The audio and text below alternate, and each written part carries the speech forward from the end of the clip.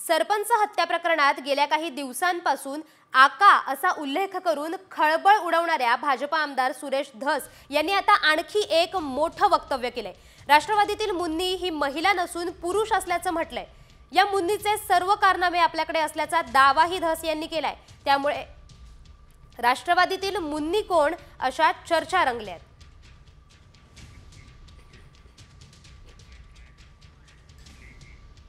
मुन्नी जे आहे, मी फक्त मुन्नीच्या बाबतीत एकच सांगतो की मुन्नी ही महिला भगिनी वगैरे नाही, ही राष्ट्रवादीतली मुन्नी ही पुरुष आहे।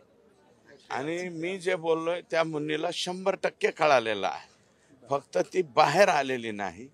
मुन्नींनी बाहेर येऊ द्या। मग मुन्नी बदनाम होणे याची दक्षता तुम्ही घेताय का? मुन्नी बदनाम झालेली अगोदरच।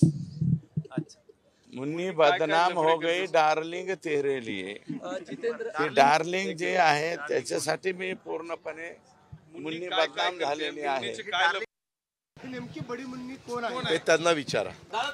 हे असले फालतू गोष्टी कोणी बोलत असेल तर मी स्पष्ट नावं घेऊन बोलणार आहे, त्याच्यामुळे त्याला विचारा कोण आहे ते।